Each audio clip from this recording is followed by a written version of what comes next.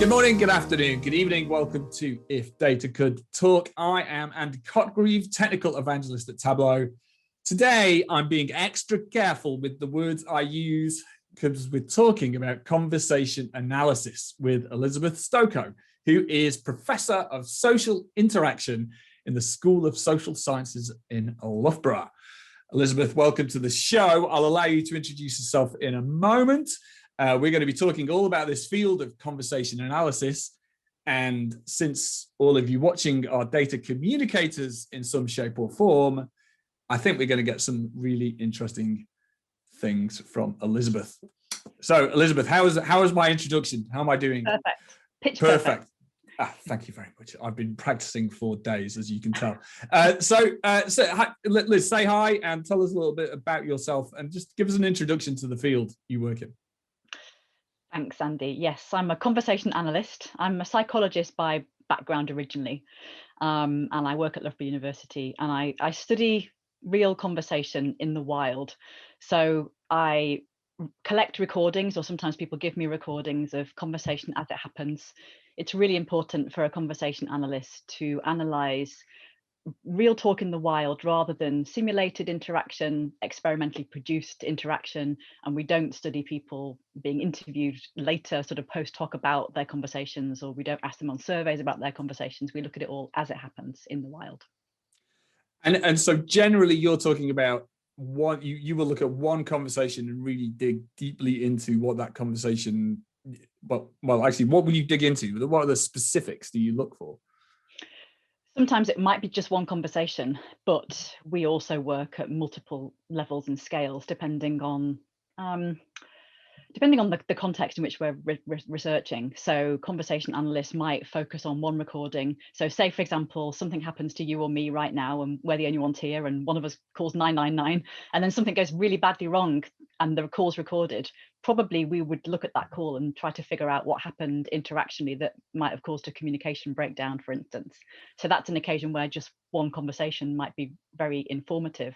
But conversation analysis is a cumulative science built across 50 years worth of research on interactions of all types, of all kinds, in all languages.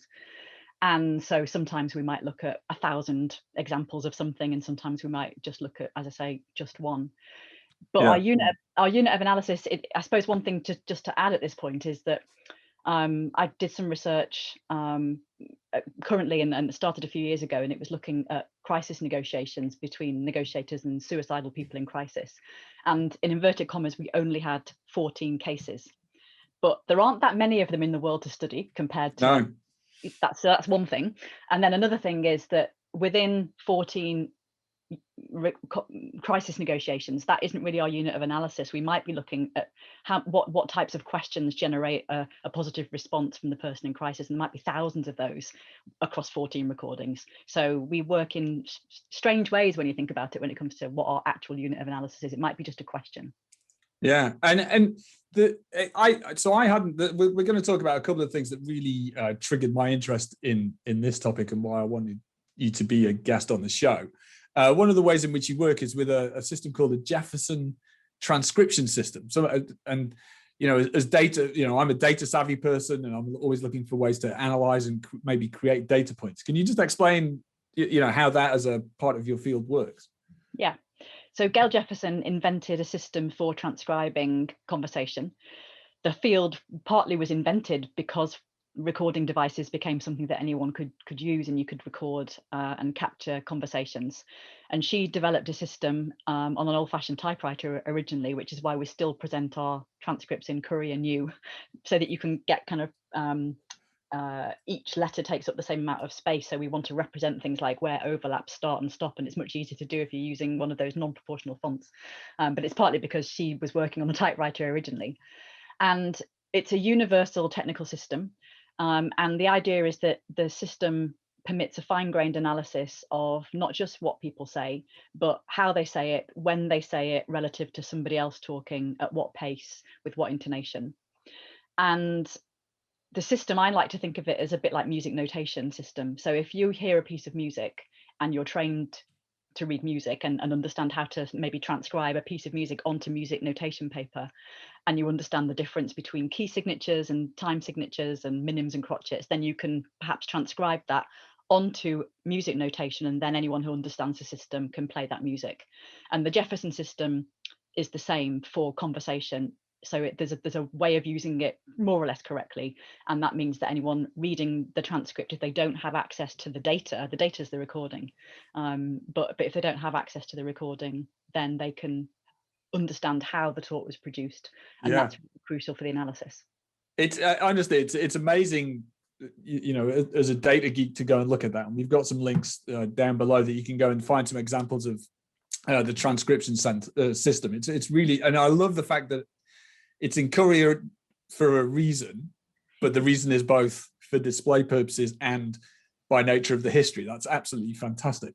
So if we, I did want to ask, when people are talking to you, are you listening to people in Jefferson transcription system? You know, is it hard to meet you at a party and not go through the process of, well, she's judging my speech?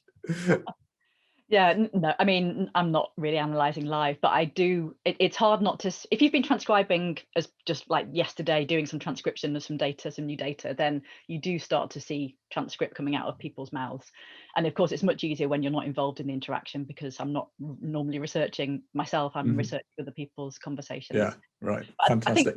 I think, just to say, I think one thing that's really important about the system, compared to verbatim transcripts that you often see on Twitter, so people will very commonly tweet something that a politician said, and sometimes they'll include things like ums and ahs, but they still don't include it in terms of how it was actually produced. And most of the time, transcripts make people look even more inarticulate than we might be thinking they are. But it's an accurate way of presenting how people really talk, and we tidy people up a lot, and then it sounds as though people are very inarticulate when they're just speaking normally. And I'm very consciously in this particular episode trying not to say or ah or yeah when I can. But they're normal parts of speech, you know, that are doing a particular job, and they appear in quite systematic places. They're not as random as people might think either. So I'm going to go back on this transcript and we'll check it. We'll see what happens. So that's great. So now the other thing that you've done in the last few months, which I think had a quite big impact in the UK, was produce a report for Indie Sage, which, for those that don't know, is one of an independent advisory group that were you formed in response to the COVID-19 pandemic, or did you did the Indies? You did, but you produced a report looking at how the government is communicating. And I think the reason this is, and so I want to dig into that a little bit. And the reason I think it's interesting for the audience is we tried to communicate with data every single day, and governments have been trying to communicate complex, scary data with massive implications on society for the last 12 months. So can you tell us a little bit about the transcripts and perhaps some of the recommendations from there that you think are generally applicable? Yeah. So the report that we wrote was an analysis of government messaging, so the precise words and so on used that comprise the COVID regulations, and then people's understanding of them, their adherence to them, their support for the overall strategy, and so on. And what we found were things like, not surprisingly really, but the less clear the message, the harder it was to understand it, and maybe that was also associated with less support for the government. So I think there's a really nice example of what worked and what didn't work in what we had in the UK, which was to go from stay home at the start of lockdown this time last year, well, just after this time last year, and then when we moved to stay alert. And so in March, when stay home was the message, something like 90% of people thought that the government was doing the right thing with regards to clear messaging. And it worked because it's really precise in terms of words and grammar. And then what didn't work was stay alert, which came a few months later, which is a message built for imprecision. I mean, stay alert has the same grammar as stay home, but the clear referent of home is now not there. And what you've got instead is this imprecise adjective alert. It's a cognitive state, it's subjective, it's open to interpretation, and understanding dropped to something like 65%. And at the time, stay alert was also accompanied by other messages that were really increasingly unclear. So, for example, stay at home as much as possible, work from home if you can. And then the stuff on social distancing was all sort of mitigated with caveats and conditions. And the other thing about Stay Alert in particular was that it was heavily satirized. So it became immediately the subject of loads of memes. And it broke one of the things that we recommended in the report, which was to try and produce messaging that's irony resistant, which is pretty difficult. And I think the government's probably failed on that almost all the way through, because they're so fond of sound bites. But as soon as you've got a sound bite, then it's just incredibly easy to ironize. So all of those things are really important. And one of the things that was in our sort of main recommendation was, again, not rocket science, but it's just to be very precise about the messaging so that people can understand them and then adhere to them. So if you end up in a system like the tier system that evolved in the UK by sort of September, October, people just didn't understand the tier system. People should behave differently in different tiers. There were front newspaper headlines of police officers saying, I don't understand the tiers. Government ministers misunderstanding the tiers. So yeah, there's lots of errors like that throughout the message. And one of the recommendations was messaging never provides merely factual information. And I wonder if you could just dig into that a little bit, because as a data-driven person, I mean, I know it's not true, but maybe I like to think, well, I'm presenting facts and therefore my message is complete. Now you and I both know that that's not true, but can you add a little bit more to that one, perhaps? Yes, I mean, every single word that you select to form a sentence of any kind in any situation is always a selection, and there always could have been another word. So in fact, we work quite hard sometimes to produce messaging that is both clear and neutral. It's an accomplishment to produce a neutral, clear message. And in that sense, we understand that messaging itself can never be completely neutral, or can never not convey or connote something, even if the connotation is factual and impartiality. That's an achievement of language in itself. Brilliant. And there are obviously the governments across the world have been trying to share data in these press conferences. Do you think how do you think the presentation of data with the challenges of communicating with clarity have succeeded or not in the last year? I think some things have really succeeded. Again, some of them have been sort of warmly appreciated, so Chris Whitty's slides and his phrase next slide please are now on mugs and t-shirts, and then people are critical of whether or not the slides fit it even into the window that people are watching, and those sort of presentational issues are there. I was also reading a tweet last week from Tristan Kirk at London Evening Standard, and he was quoting Dominic Cummings talking about why Cummings became an advisor in February last year. And his take was, and I'm quoting, Public Health England didn't have the right resources in place to meet the government's communication requirements in the pandemic. They didn't have the people or the skills needed to undertake this kind of public communication at speed. And so, this was his take, Wow. which some people might find quite entertaining. I'm surprised that that tweet itself hasn't had more attention. But I think what we can just see since the start of the pandemic is how cutting through the noise to a clear message has just got more and more difficult as the whole pandemic's become more and more politicized. Yeah, it's and I think that for me is almost the most important thing. Trying to extract the lessons from the last 12 months and think, well, how does that apply to data leaders who are trying to persuade people in their own organization, or persuade customers or stakeholders about whatever insights they have, to think, well, how do I improve the clarity, reduce the ambiguity, and do that with crisp, clear visuals. It's an incredibly hard thing to do, and under pressure of a pandemic, even harder. Now, I think another really interesting aspect for people like me, at Tableau, one of the big parts of business intelligence these days and analytics is seeking out ways to interrogate your data with natural language. Can I just ask a question of my data in the way I might Google something? Can I just use Google Assistant to search my data? So I'm guessing your field is quite involved in natural language processing. How have the fields merged or overlapped? I'm really glad you asked me this question, because it gives me the opportunity to talk about something a bit different to natural language processing, or if you like, why attempts to scale up either the sort of artificially the artificial intelligence production of natural speech, responsively turn taking before falling over quite quickly. And also the analysis of it is a bit of a challenge for people who do speech analytics and sentiment analysis and big scale conversation analytics. And that is, conversation analysis, its focus is on action in interaction. And I like to think, and I've written a little bit about the difference between NLP, which most people know about and understand, and something that we would call natural action processing. So just to change the acronym, I think is really important. And so rather than looking at language and even going a bit beyond the sort of problem of context, which everybody understands when one is trying to automate or do analysis at large scale. If you think about something like an action, like a request, there are loads of different ways you can do a request.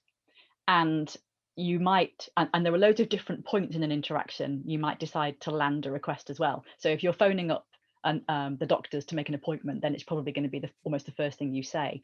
But if you're working up to ask someone for something that's a bit difficult, or you're not as entitled to have it as they might think you are, then you might decide to put that halfway into the interaction. So the position is really important. And then the actual design of the request is really crucial. So there's a real difference, and you can, as soon as you start to think about it, you can hear it between saying, I need an appointment, versus would it be possible to have an appointment? I was just wondering if I could see the doctor next week. And as soon as you start to think about all of the different words that could comprise a request, you start to see the challenge of understanding accurately what an action is, regardless of the words that are used to comprise it. And that's the challenge of what we would like to think of as natural action processing as opposed to language processing.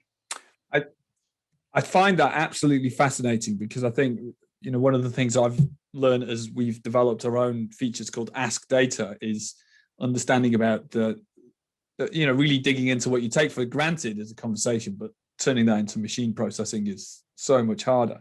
Now, you actually, I heard you on, I believe, Word of Mouth on BBC, and you had an example with a 911 emergency call. So let's take a minute to listen to that.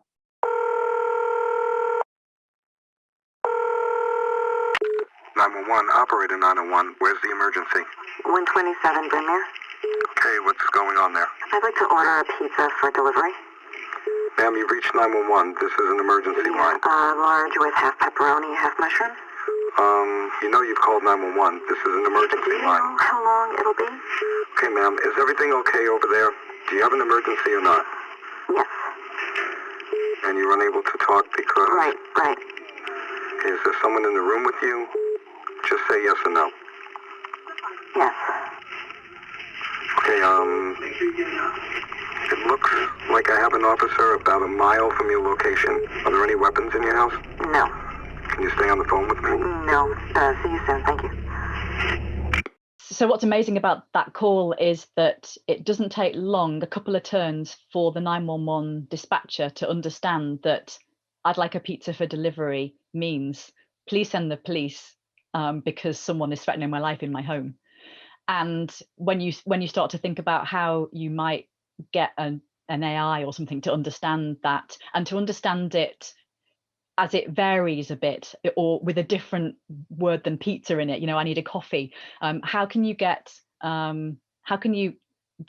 somebody who isn't a human being to understand what that might mean, and how do you convey it, and then how do you scale it up? And you can immediately see the challenges that if a human being can understand I need a pizza for delivery, or I'd like a pizza for delivery, means send the police because someone's going to stab me, and that it might be changed slightly and so on, then you start to see the challenges. And also you see hopefully why thinking about action is more important than thinking about language.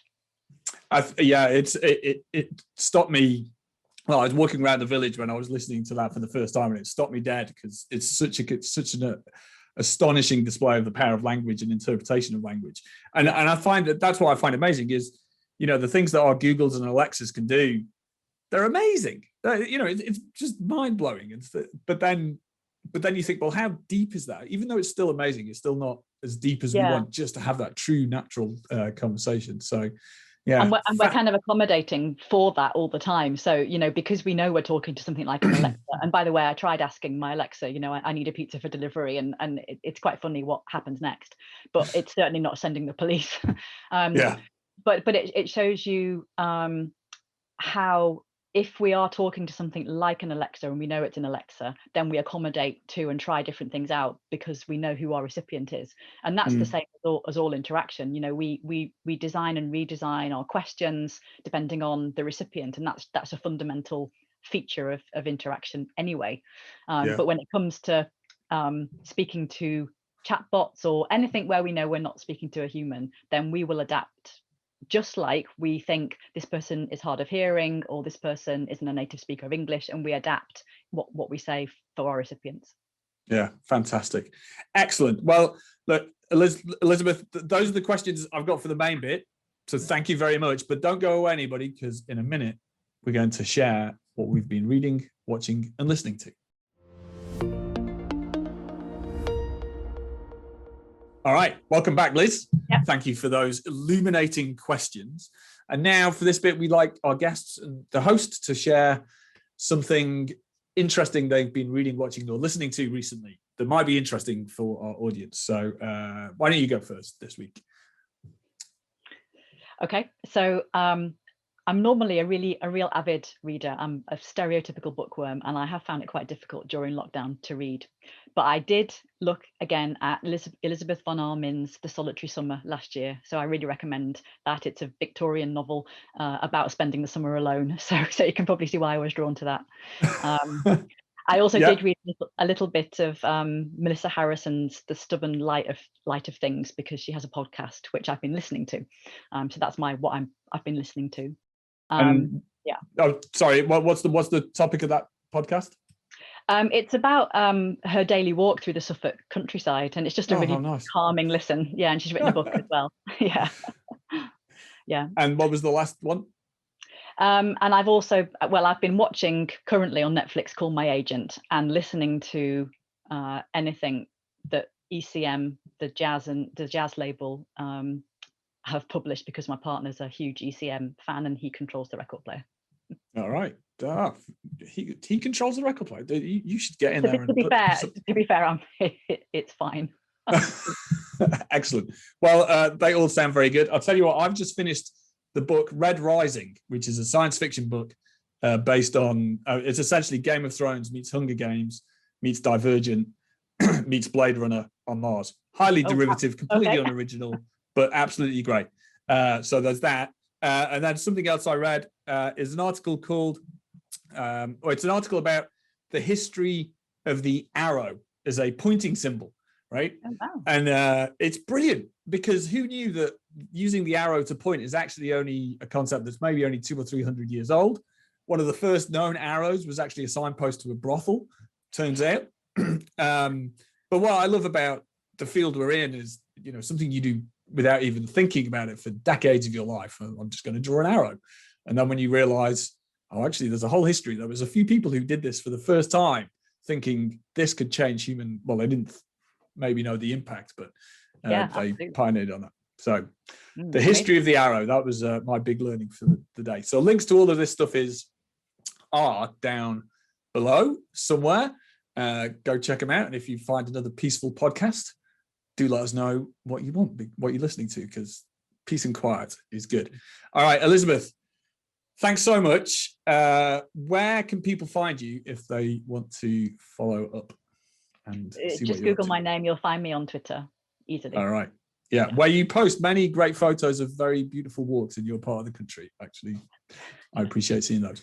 All right. Well, that's just about wraps it up today.